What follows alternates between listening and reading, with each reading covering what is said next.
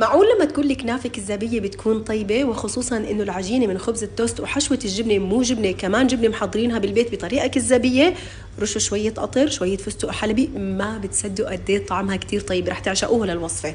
اول اشي لحتى نحضر الجبنة، عندنا 4 اكواب من الحليب، رح اضيف عليهم نص كوب من السكر، 4 معالق كبيرة من النشا، 4 معالق كبيرة من الطحين، واحركهم كتير منيح على النار لحتى يصير عندي القوام كثيف. بضيف علبة قشطة جيمر وكوب من جبنة الموتزاريلا، بحركهم لحتى تدوب معي الجبنة، وبحط ماء زهر طبعا للنكهة. وشوفوا هيك الجبنة صارت جاهزة.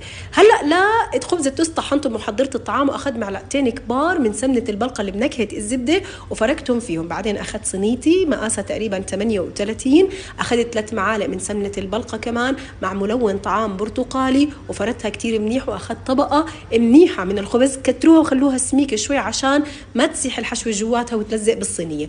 بعدين حطيت، شوفوا الجبنة بتجنن، حطيتها كلياتها للجبنة، واكيد حطيت خلطة تانية من خبز التوست، وعلى الفرن على حرارة 180 لحتى تتحمر. شوفوا لي الجمال.